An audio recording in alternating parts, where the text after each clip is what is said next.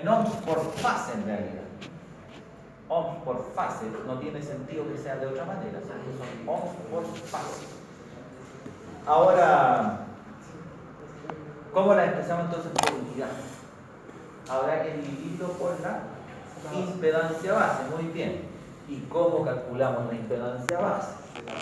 La impedancia base, ¿cierto?, es el voltaje base al cuadrado dividido por la potencia base. Ahora, ¿de qué parte? Del sector 2. Porque en el sector 2 están ubicadas las líneas.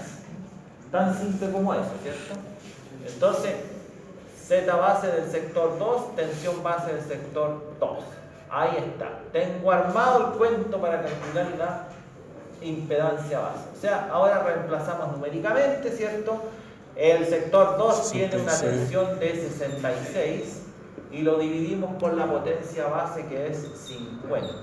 Entonces, eso va a significar que la tensión base de este sector 2 va a ser 66 al cuadrado 87,12.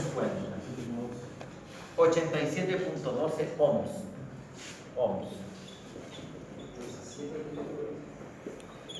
87.12 ohms. Ahí está la impedancia base. Entonces, ahora el Z de la línea 1, ¿cierto? Si lo expresamos en por unidad, será J7 dividido por 87.12. J7 dividido por 87.12. Lo vamos a expresar de esa manera. ZL2 será J12 sobre 87.12. Lo voy a plantear primero, después los calculamos todos juntos, ¿ah? Y la L3 con la L4 tienen la gracia de que son iguales, ¿cierto? De que son iguales.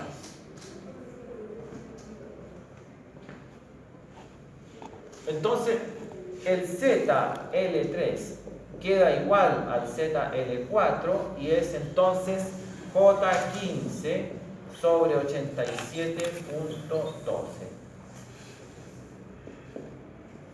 Entonces vamos a proceder ahora, ¿cierto?, a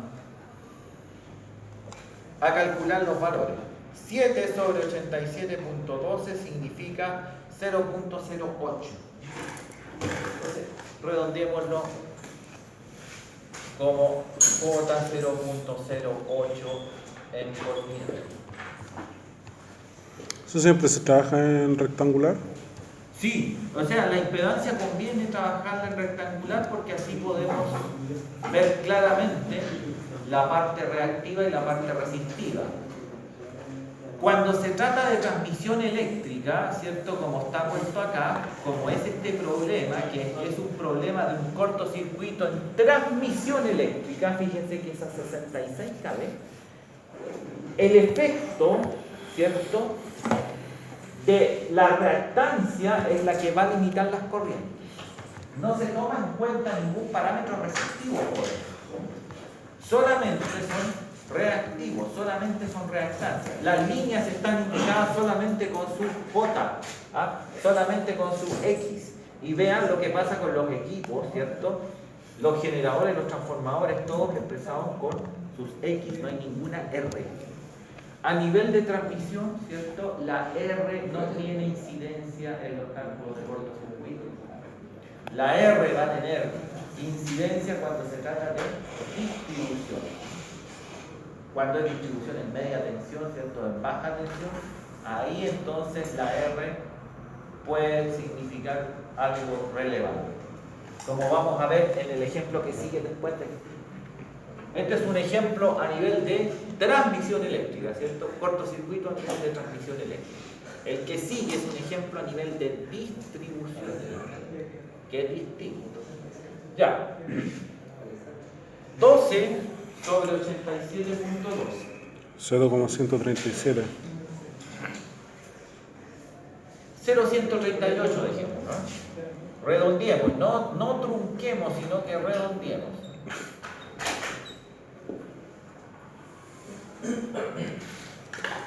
172, 0,172. ¿Y este otro? 0,172. 0,172. Eso. ¿Sí? Ya. Ahí están. Ahí están. Mire, tenemos todos los parámetros. ¿Se fijan? Entonces, con los parámetros Falta el estamos en condiciones de obtener el circuito equivalente. sector 3, ¿no?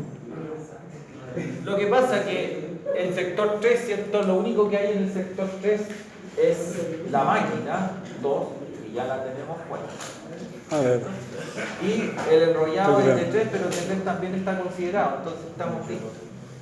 Estamos listos.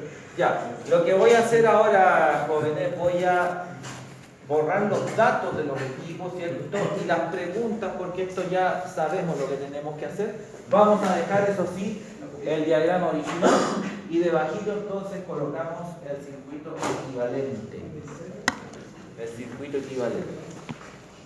Acá, a ver. Por lo tanto, el circuito equivalente por fase y en por unidad. ¿Cómo queda entonces, jóvenes? Ya. La máquina, recuerden ustedes que la máquina, ¿cierto?, se representa como una fuente ideal y al tratarse de cortocircuito, ¿cierto?, la tensión que va a entregar es de 1 por ángulo 0.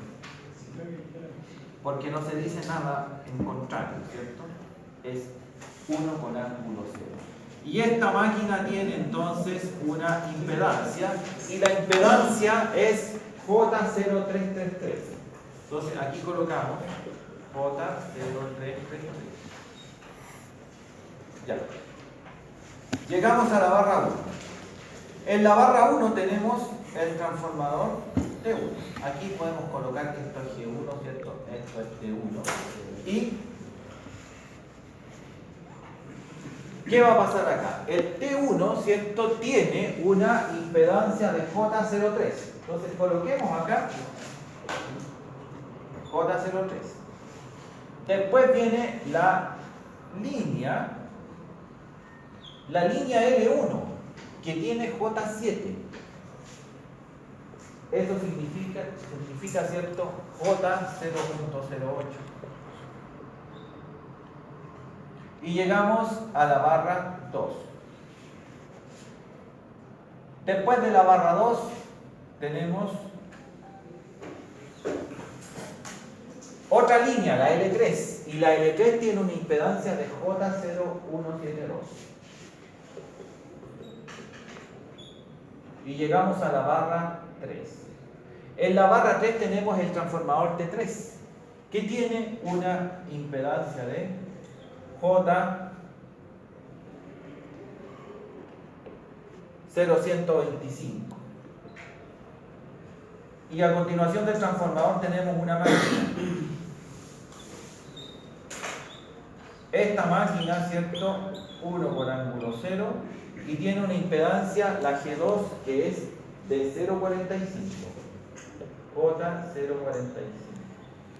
Entonces, jóvenes, lo que tenemos frente a nosotros, ¿cierto?, es este circuito, pero ojo, que todavía le faltan cosas. No podemos llegar y decir que estamos listos. Fíjense que acá tenemos en la barra 1, además de T1, ¿cierto?, tenemos T2. T2 está en paralelo, ¿cierto?, en la barra 1. Entonces, este T2, ¿cierto?, tiene una impedancia de J0267. J0267. Ahí está, este es T2. Ya, y después tenemos la L2. ¿Se fijan? Tenemos la L2. Y esta L2 tiene una impedancia de J0138. J0138. Que la ponemos ahí abajo, ¿cierto? J0138. Y llegamos a la barra 2. O sea, llega esta cosa ahí. A su vez, de la barra 2 sale la L4 que también llega a la barra 3. O sea, aquí tenemos entonces una conexión en paralelo de otros J0172 que llega entonces a la barra 3. Ya, le podríamos colocar nombre a cada elemento, pongámoslo L1, L3, esta es L2 y esta es L4, aquí tenemos T3 y aquí tenemos G2. Ahí tenemos todos los elementos identificados, ¿cierto? Y Se tiene que haber podemos, equivocado. jóvenes, podemos cerrar el circuito, ¿cierto? Y la falla va a estar en la barra 2. Profe, ¿Sí? en el T3 es J125. 125. O sea, ¿dónde saqué el 24? Ya, 25. Ahí. Ya. Corregido según el aporte de Muñoz.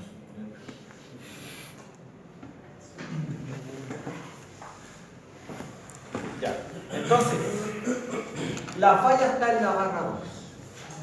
Podríamos, fíjense ustedes, simbolizar la presencia de una falla, la podríamos colocar de esta manera. Ahí tenemos una corriente de cortocircuito, ¿cierto? Que va a fluir. Fíjense en algo acá. La barra 2 la tenemos que dejar intacta. La tenemos que dejar intacta. La teoría del cálculo del cortocircuito nos indica que la barra fallada tenemos que dejarla intacta, ¿cierto? Esto no lo toco. Y me preocupo de reducir, ¿cierto? Lo que venga por la izquierda y lo que venga por la derecha. O sea, en el fondo lo que tenemos que hacer es encontrar el equivalente de Thevenin de toda la red en la barra 2. Por lo tanto, el procedimiento que sigue a continuación es bastante sencillo porque es un problema, ¿cierto?, básico de circuito, en el sentido que tenemos que reducir todo lo que se aporta desde la izquierda y en forma independiente reducir todo lo que se aporta desde la derecha. En el fondo, si lo vemos de lejos, tenemos dos fuentes que están inyectando corriente al mismo punto de falla. La fuente de la izquierda y la fuente de la derecha.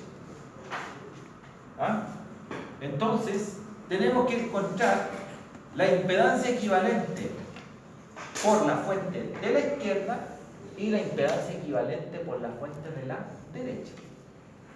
Entonces, fíjense ustedes que el problema se reduce, ¿cierto?, a un tema de conexiones serie paralelo de impedancia. Entonces no debería ser algo muy difícil, ¿cierto?, de resolver. Por ejemplo, ¿cierto?, observemos que estas dos puntas se suman y son equivalentes a J038, ¿cierto?, a J038. Estas de abajo también se suman y son equivalentes a lo que vamos a ver a continuación, ¿cierto? Ahí tenemos 267 y 138.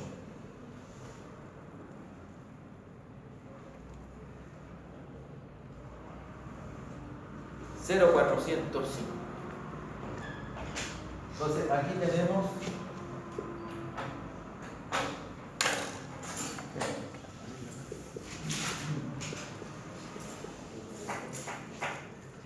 jóvenes, 0,405. Acá tenemos dos en paralelo que son iguales, por lo tanto la equivalente de ambas es la mitad de una de ellas, ¿cierto? ¿Cuánto será eso? J0.086. ¿Es eso? Y yo el 172 lo divido por 2. Sí. 0.086. Ahí está. Estas dos que están acá están en serie, serán equivalentes, ¿cierto? Tenemos que sumar 0,45 más 0,125, 0,575. 0,575. J 0,575.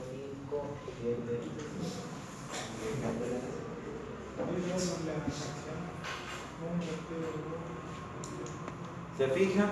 Entonces nosotros podríamos dar un paso más, ¿cierto? Y reducir este circuito igual como que fuera un problema básico de circuito. Los parámetros están todos calculados, entonces podemos prescindir, ¿cierto?, de este antecedente que tenemos acá.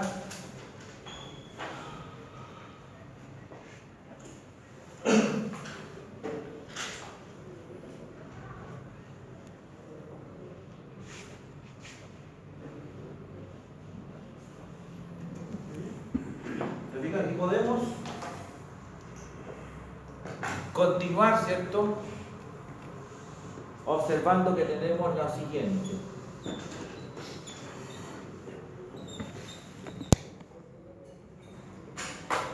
Ahí tenemos los J0333 y a continuación de eso, miren, a continuación de eso, ¿qué tenemos?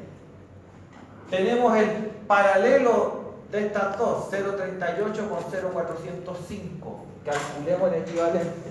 ¿Cuál será el equivalente rápidamente? El producto dividido por la suma, ¿cierto? 0,38 por 0,405 dividido por 0,38 más 0,405. Obtenemos 0,196. J 0,196. Y llegamos a la barra 2. Y por el otro lado, fíjense que va a estar más fácil la cosa porque tenemos que sumar estas dos. 0,086 más 0,575, 0,661. Entonces, por este otro lado, ¿cierto?, tenemos J0661. Lo que significa, por el lado derecho, ¿cierto?, la presencia de otra fuente de 1 con ángulo 0, como pueden ver. ¿Ah? Y ahí ya tenemos bastante más reducido, ¿cierto? Nos queda un paso más. Un paso más entonces para ver finalmente esto queda así. Una sola, ¿cierto?, por un lado y una sola por otro lado.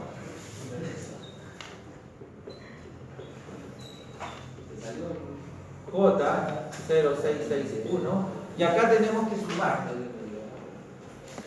0333 más 0196, resultado 0529. J 0529.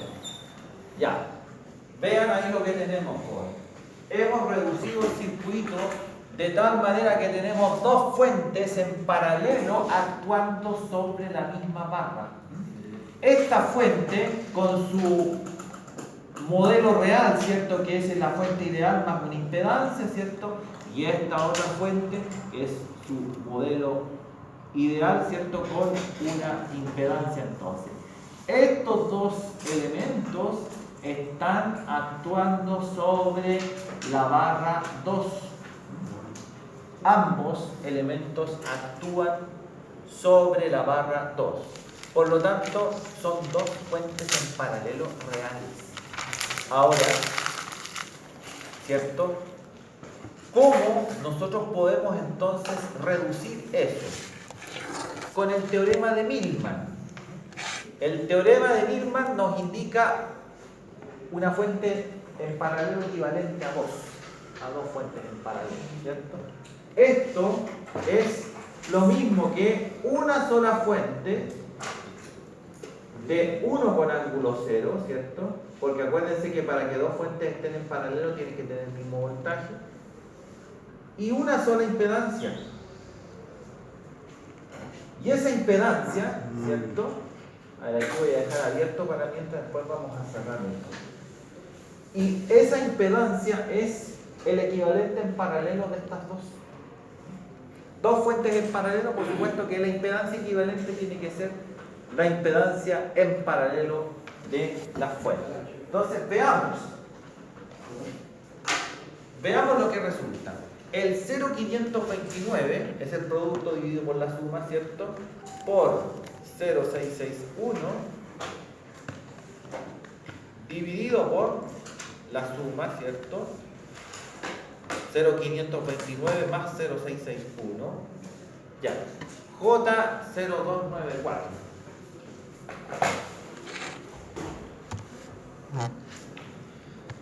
J, teorema de Millman, cuando hay varias fuentes en paralelo.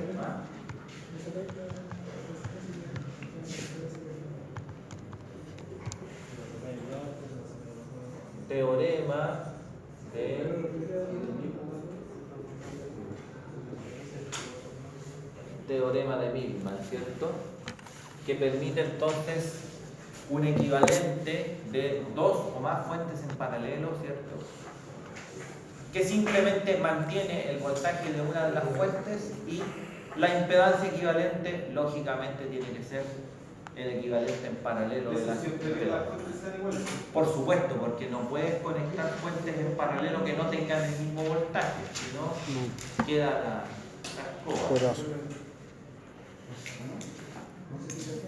Se te da un cortocircuito muy grande. Ya, a ver, ¿qué vamos a hacer aquí nosotros, cierto? Vamos a cerrar esto ahora y vamos a calcular la corriente de cortocircuito. Ahí están las condiciones dadas para calcular la corriente de cortocircuito, porque hemos obtenido el equivalente de Thevenin de toda la red, ¿cierto? Sobre el punto de falla.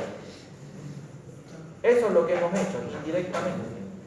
Corriente de cortocircuito, ¿cierto? Ahí está. Entonces, vean ustedes, ¿cierto?, de que esa corriente de cortocircuito es muy fácil de obtener. Corriente de cortocircuito, ¿cierto?, será entonces 1 con ángulo 0 dividido por J0294. ¿Qué significa eso, cierto? Veamos. 1 sobre 0,294, 3.4 es 3.401 con ángulo de menos 90 grados en orquídea. Voy a echar más tinta del rojo.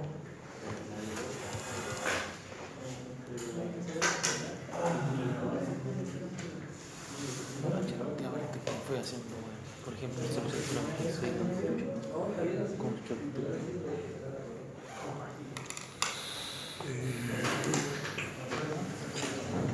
el equivalente del J038 al 0405. Sacó el equivalente.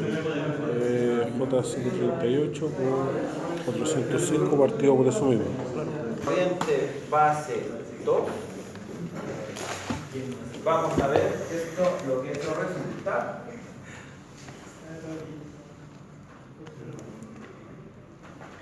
Los 50 lo dividimos por raíz de 3 y lo dividimos por 66. Obtenemos 437.4 amperes.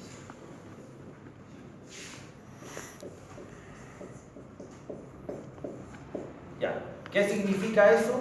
Que por lo tanto la corriente de cortocircuito es entonces esta cantidad por unidad multiplicada por la corriente base en amperes, ¿cierto? O sea, esa corriente de cortocircuito es, si multiplicamos por en este caso 3.401, 1488. Dejémoslo con número redondo. 1488 amperes. 1400 millones. Lo que pasa es que el cortocircuito ocurre en este sector, en el sector 2, que está a 66 kV. Por lo tanto, calculamos la corriente base a 66 kV.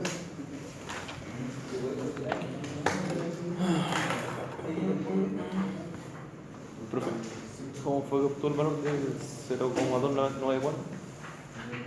Ahí en ese circuito equivalente. Es el paralelo de este con este. Pues tenemos dos fuentes en paralelo. Eso sí.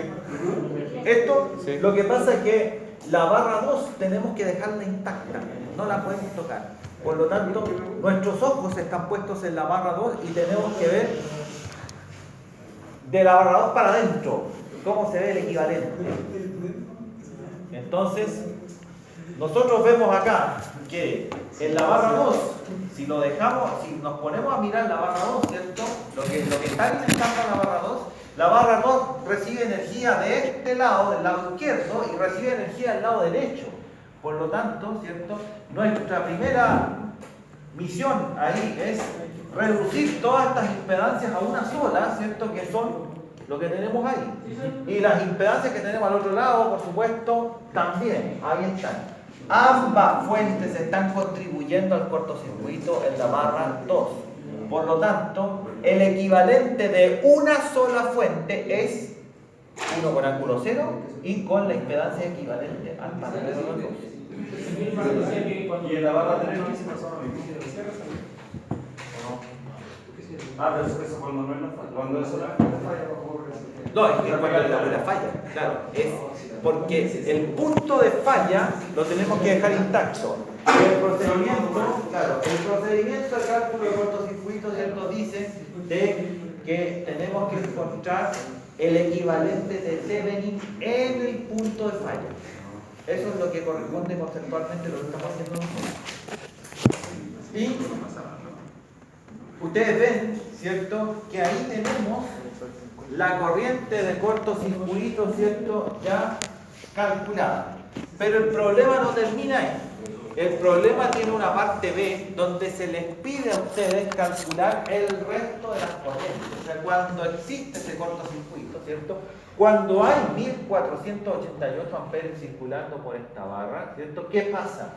¿Qué corrientes tenemos por los otros elementos? Bueno, nosotros podemos hacer, ¿cierto?, una especie de estudio al respecto, ¿cierto? Y podemos calcular cuáles son las corrientes resultantes. En primer lugar, ¿cierto?, resulta sencillo, ¿cierto?, estudiar las corrientes, por ejemplo, que aportan las máquinas. Aquí yo puedo decir que tengo una corriente I1 y acá puedo decir que tengo yo una corriente I2, ¿es cierto?, que simbólicamente corresponden a la contribución que tenemos aquí y a la contribución que tenemos acá. ¿Por qué? Porque acá, ¿cierto?, la corriente de cortocircuito no es otra cosa que la suma de I1 más I2. Entonces, nosotros podemos calcular, ¿cierto?, el valor de la I1 y la I2. El valor de la I1 es muy sencillo porque es esta fuente dividido por esta impedancia. O sea, 1 con ángulo 0 dividido entonces por J0529. Esa sería la parte B del ejercicio, ¿cierto? La parte B, claro, porque en la parte B nos pide que pase en el resto de los elementos, en el resto de la... Entonces vamos a intentar hacer algo así.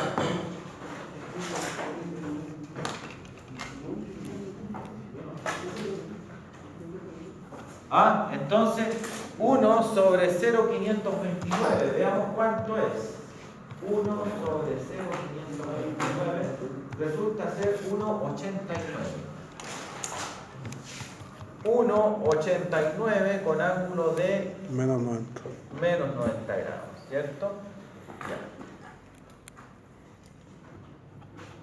Ya. ¿Y qué significa eso? Significa que la I2 ¿cierto? Será 1 con ángulo 0 dividido por J 0,661. Entonces veamos cuánto es. 1 sobre 0,661. 1,51. Entonces aquí tenemos 1,51 con ángulo de menos 90. Todo, por supuesto, como ustedes bien saben, en por unidad.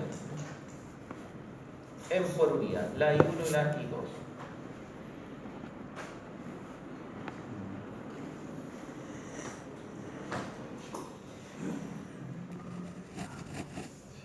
¿Se fija entonces?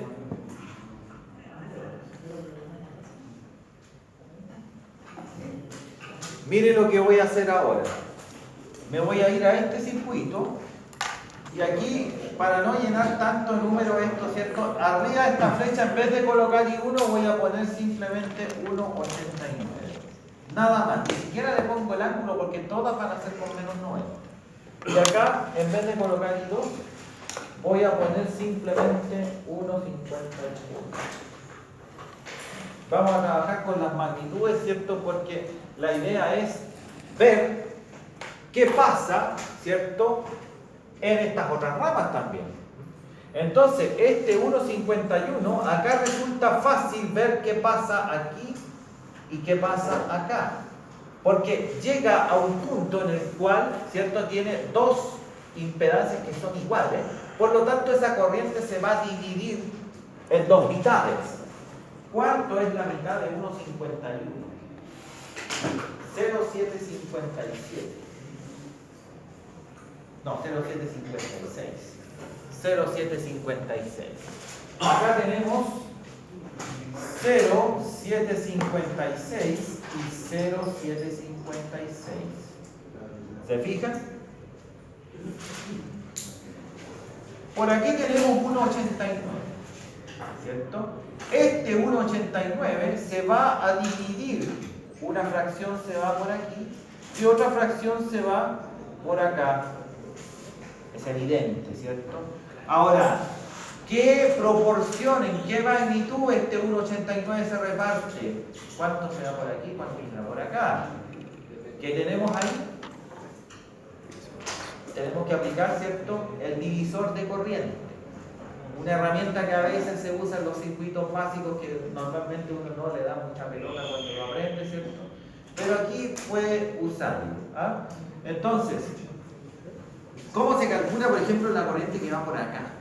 La corriente que va por acá, ¿cierto?, es la total multiplicado por la impedancia que tenemos aquí abajo, ¿cierto?